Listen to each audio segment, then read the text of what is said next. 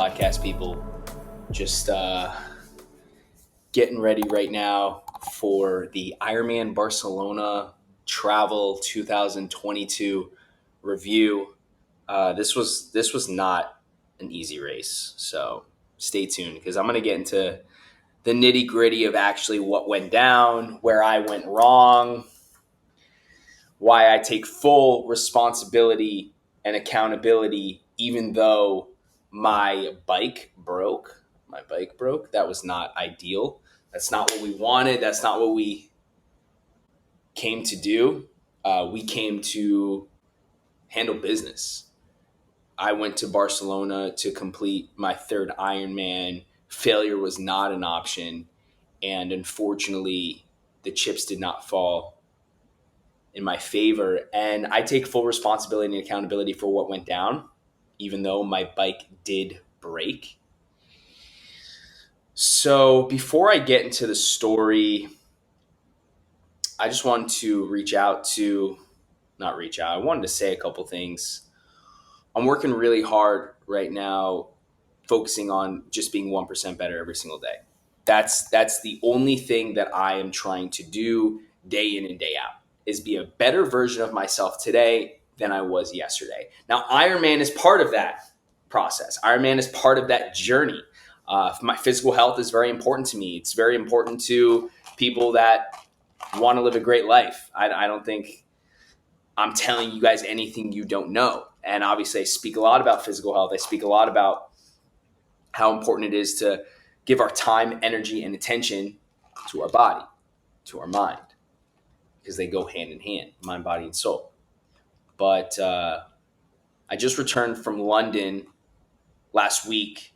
I spent, I think, 10 days in Europe. 4 of those days were in Barcelona. 2 of those days were in Mallorca, and then another 3 in London, give or take a couple days. A lot of traveling, guys. This trip reminded me how overhyped traveling is. Maybe I'm just a homebody. I enjoy sleeping in my own bed. I enjoy waking up early, going to the gym. I enjoy eating food out of my fridge. I don't like going out to dinner. I don't like getting on planes. I don't like waking up in hotel beds. That's not what I like to do. So it was a lot of, it was just tiring. Being on 6 planes and a bunch of Ubers and sleeping in shitty hotel beds with a ton of noise outside. You can't get the AC to work. I mean, there were so many things that went wrong. And Ironman was probably the biggest thing that went wrong. So what happened? Well, actually, before I get to the story, back to the 1% better, guys. So I've been doing this personal growth journey, 1% better thing for the last 7 years. I started when I was 25. I had a huge shift in my life from going out and drinking and trying to be famous and trying to be cool to waking up early, meditating, reading books, learning, sharpening the sword, sharpening the blade when it comes to physical health, mental health, spiritual health, deepening my relationship with God, trying my best to live up to my potential. And obviously it's working. I've been able to create a lot of opportunities, and I'm in a really good spot when it comes to all those things that I just mentioned. But this is just the beginning. And regardless of where I'm at or what I have or what I've done, I'm going to constantly go out of my way and be intentional about getting better each and every single day. So that, I think, is it's important to be humble. It's important to have humility. We're either growing or we're dying. But I'm in a really tough spot right now, mentally and emotionally. I'm dealing with just a lot of stuff. Not that it's harder than anybody else's personal challenges, but I'm realizing as time goes on and I get older that life's only getting harder. So you got to be better. Life's only getting harder. So you got to be better. That's just the facts. That's the reality of the situation. It's harder to keep a six pack. It's harder to save money. It's harder to grow wealth. It's harder to get up. It's harder to do anything, life, travel, whatever it is. Life only gets harder, so you have to be better.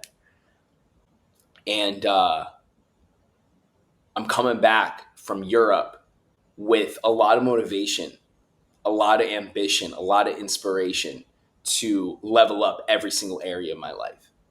But one part of my life that I'm not going to focus on leveling up, I'm still going to get 1% better every single day.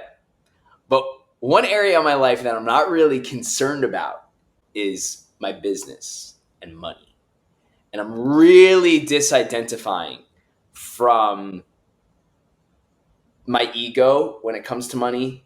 You know, there's a lot of things that people take pride in when it comes to their wealth, whether it's a paid off house or a Tesla or, you know, multiple six figures in the stock market. It doesn't matter what a full Bitcoin, you know, if you got a full Bitcoin, you know, that's impressive.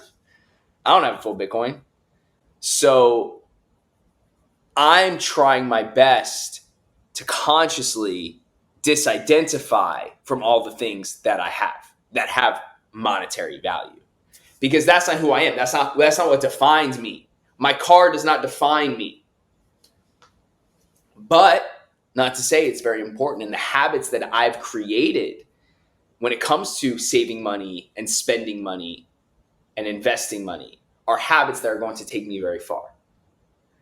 And I think that if I was 80 years old or 90 years old, laying on my deathbed, I feel like I'm going to have a lot of money.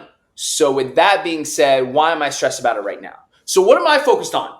It's October 12th, and I just failed Ironman. I just freaking bombed Ironman, right? Been training for 9 months, spent $5,000 to go to Barcelona, put in 3 hours a day of training, and I failed.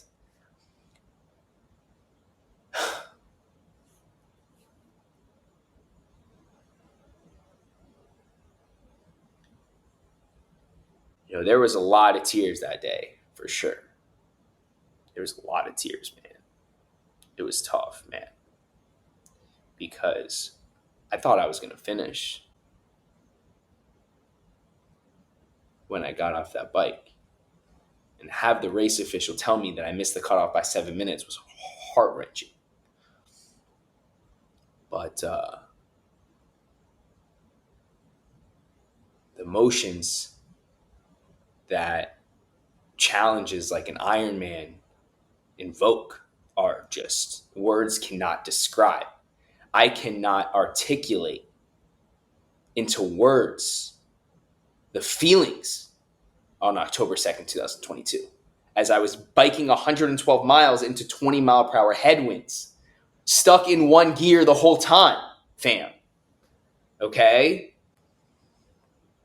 So many times I said, Zach, you're not going to finish. No, there was literally a time during the bike. It was like mile 10, mile 20, 45 minutes into an 8-hour ride. I was like, Zach, what are you going to tell people about why you didn't finish? What are you going to tell your coach? What are you going to tell your friends? What are you going to tell your family? What are you going to tell your brother as to like why you didn't finish?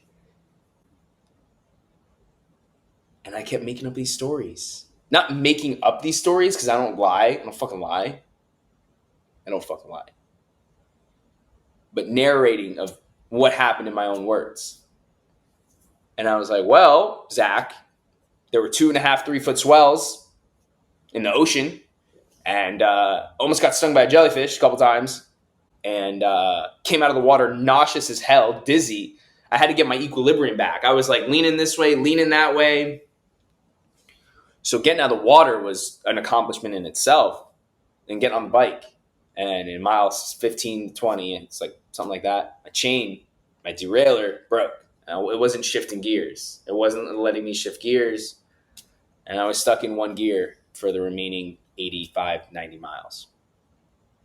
And I was like, all right, well, that's what you're going to tell people. Because that's what happened. But then I said to myself, no. Change the story right here, right now. Change the story. You are not going to tell anyone that you did not finish because you are not going to give up. And I did not give up. I did not give up. Even though I wanted to give up, I did not give up. And I kept fucking going. I kept going. I kept pedaling. I kept moving forward. And I'm trying to think about how I want to portray what went down next to you guys on my phone. Because there's so many things I want to say. But I think I want to stick to the emotional aspect of what went down. Because when I think about it, I get emotional. I start to tear up a little bit because it was a day, man. So how many times did I cry? Probably cried about 4 times.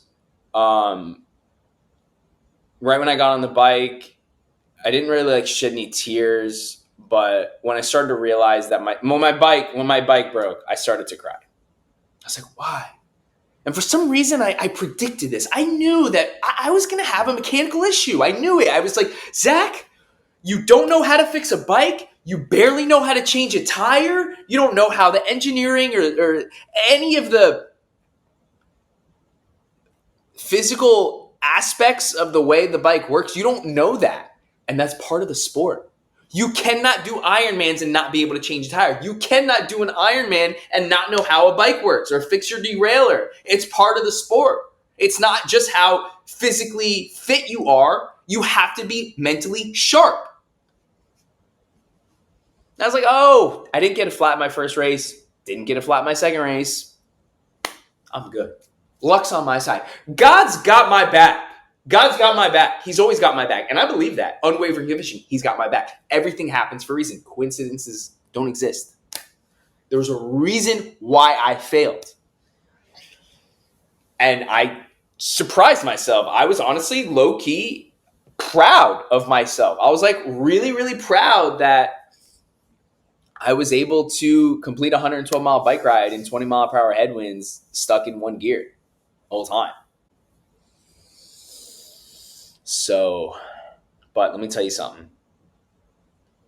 If I would have made the cutoff, guaranteed I would have finished that marathon. I had 6 hours to do a marathon. So I guarantee you I would have finished. Guaranteed. But I missed the cutoff by 7 minutes. And the feeling of crossing that finish line, if they were to give me the opportunity to continue going, because they take my shoes, they took my bag, they took my shoes. You know, I would have to run barefoot, and I can't do 26.2 miles barefoot.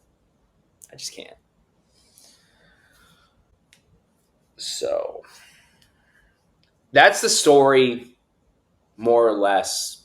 You know, I don't need to bore you guys with the details. I did want to update all those who reached out. I appreciate you guys for following me on the app, the Ironman app. I appreciate everyone who supports me, wants the best for me.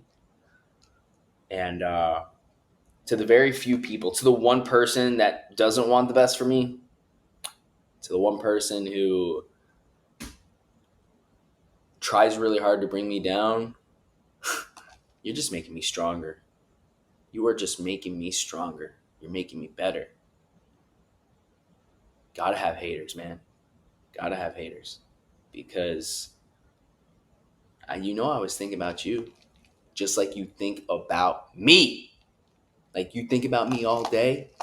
During that Ironman, I was thinking about you. I'm not going to give up. Yeah, I came in with a DNF. You can call me did not finish Zach until you are blue in the face. I got 2 words for you. Memento mori. There's going to come a time where you are going to die. And there's going to come a time where I'm going to die. And one of us are going to be proud of how we lived our life, and the other is going to be ashamed and regretful of how they lived their life. Now, how you choose to live your life doesn't bother me. but I'm going to live my life this way. And if you got a problem with it,